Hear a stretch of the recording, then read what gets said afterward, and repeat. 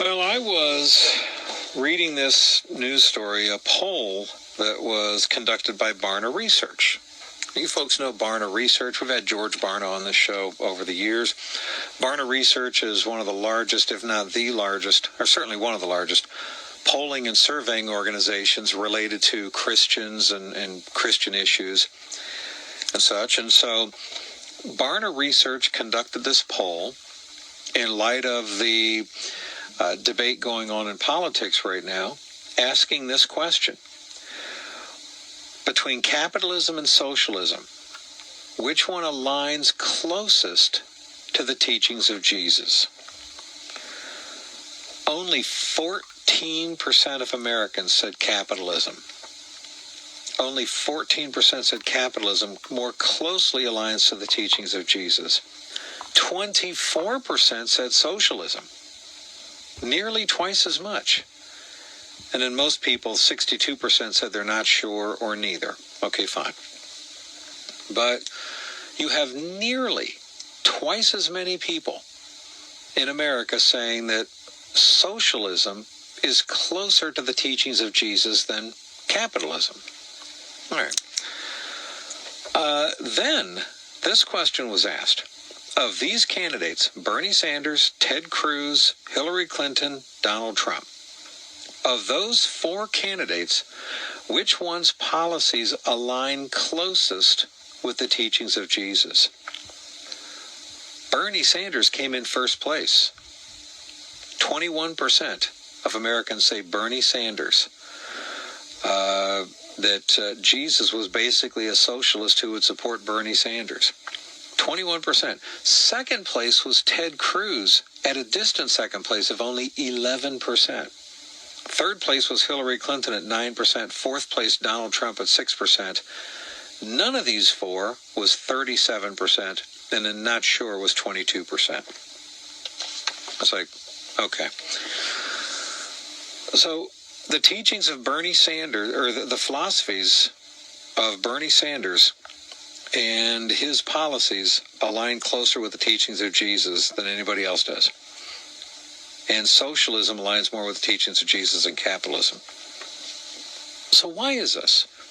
Why do Americans believe this? I don't. But why do Americans believe this? I have a theory. I'll give you my best guess. Here's what my best guess is. A combination of media dishonesty and biblical illiteracy. That's what I really think it is. Here's the media dishonesty. That people that are politically conservative and Republicans and those that are trying to help businesses be more profitable and grow, and the pro-business politicians and voters, that those conservatives are all about greed. If you support corporations being more profitable, well, then you're about greed, and we know Jesus wasn't about greed. And because Democrats, they're all about the poor and compassion and helping people in need. Obviously, Jesus was about the poor and compassion and helping people in need. So, hey, it's got to be that the more liberal you are, the closer you are to Jesus. That Jesus must be extremely liberal and left-wing, ergo Bernie Sanders. This is the way that the media, as you know, presents conservatism versus liberalism. Liberalism, we have a heart for the poor. Conservatism, you're just greedy people who are trying to make the rich richer. All right. Well, obviously, if that were true, then I would agree that liberalism would be more about Jesus' teachings and conservatism would not be. Problem is, that's not true. That's just a myth that's been perpetuated by the press. Okay, whatever. But then there's also the issue of biblical illiteracy. And that's what I think a lot of this plays into as well.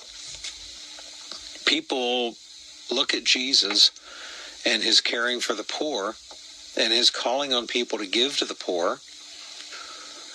And then you look at the disciples, and for example, Acts chapter 2 and Acts chapter 4, where they share their possessions and give to the poor, and here's what people tend to think.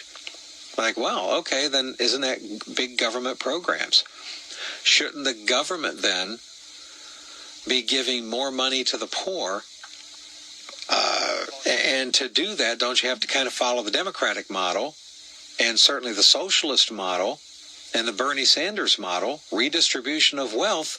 Well, that's really what Jesus taught. Problem is, when you actually read the Bible, when you read what Jesus taught, when you read what the disciples did and what they taught, you see it wasn't socialism.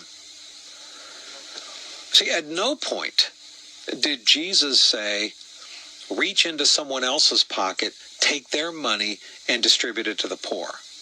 He never said that.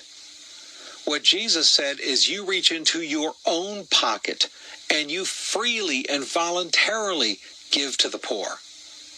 Jesus instructed people in matters of the heart to do this themselves. Socialism says you don't have to do something yourself of your heart. We're going to do it for you. We're going to make the decision for you. We're going to reach into your pocket and spread it around. So, folks, I got to level with you. I don't see socialism as the biblical model at all. At all. Jesus didn't petition Rome to say taxes need to be even higher. And I'm encouraging the tax collectors to take even more money, and Caesar needs to take even more money so that he can spread the wealth around. He didn't say that. What Jesus did is he went to people who were wealthy, and he told them, don't be greedy.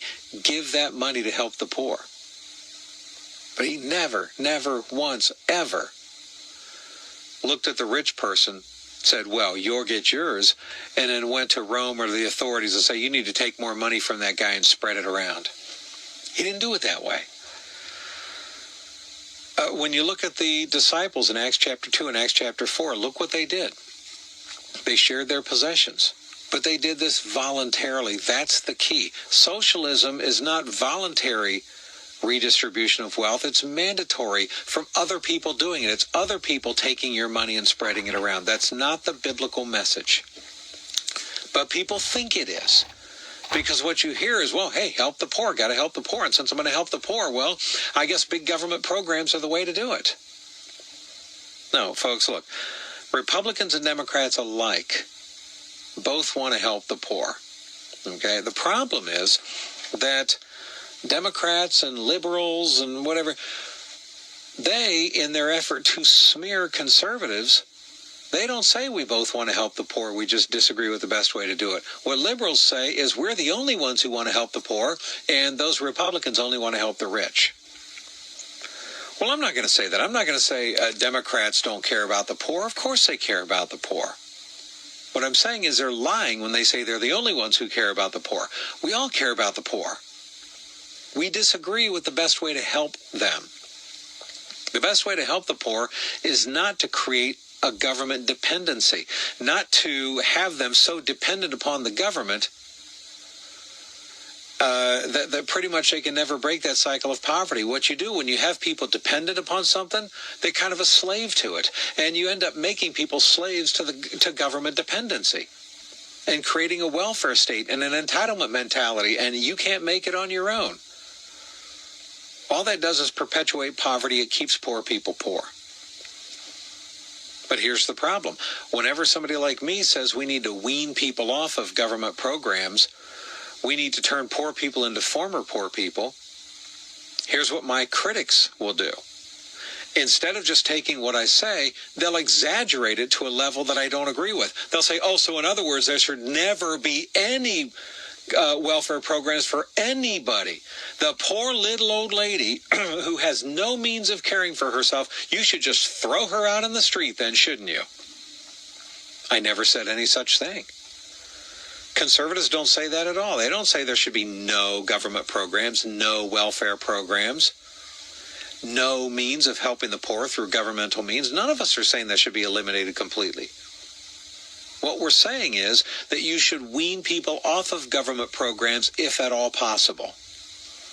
And kind of as the mother bird nudges and pushes her bird out of the nest to basically make him fly before he hits the ground, there's a little bit of that involved with people that are dependent upon the government. It's time to kind of nudge you out of the government nest and force you to be more responsible and to work and to earn a living and to pay your own way. And if you learn to do that, you'll become a former poor person. That's actually the biblical model. Now, is everyone able to do that? No, of course not. And I'm not claiming that everyone is. Are there some people that need to be on government dependency programs? Yes, there are, and I'm not denying that. But what I will tell you is this: those that need to be on government programs and cannot make it on their own is a much, much smaller percentage than the amount of people currently on government welfare programs. There are a lot of people milking the system because they feel like they're entitled, and there's a lot of people that say, why should I go get a job when I can just sit at home, play video games, and collect a government check? Why should I work hard? Why should I roll up my sleeves? Why should I try to earn a living when the government will give me money for free, will give me things for free? Why earn something if people will give it to me for free? Folks, I'm telling you, there are a growing number of Americans who have that attitude. And it is not the biblical model to say, well, hey, that's okay. We're going to give you even more than you're getting now. It's not the biblical model to say, hey, you want to go to college? You shouldn't have to pay for it. We'll give it to you for free. We'll make other people pay for it. You want to go, you need to go to the hospital or your doctor bill or whatever. That's fine. You go get medical care. Hey, no problem. They got to care for you. They can't leave you in the street to die. They're not allowed to do that. Of course not. But when it comes time to pay your bill, you shouldn't have to pay your bill. We'll make other people pay your bill for you. It's not the biblical model. You want birth control? That's okay. You're entitled. You shouldn't have to pay for it yourself. Other people will pay for it. On down the line, anything you need, anything you want, you shouldn't have to get it yourself, buy it yourself, earn it yourself, work hard for it yourself. You should be able to have people just give it to you. And if they don't give it to you, they're being greedy. And by us trying to give it to you, that's us caring about the poor. No, folks, I'm sorry, don't buy it. That is not the biblical model. So here's what I want to do. I want to share some scripture with you on this. And then I'm going to open the phone lines, and I'm going to talk with you folks about this. I don't want you to feel like you have to agree with me. Some of you may disagree with me. I'm curious what you think about this new Barna poll that shows Americans say socialism is closer to the teachings of Jesus than capitalism. And Bernie Sanders is closer to the teachings of Jesus than any of the other candidates. Be thinking about your opinions on that.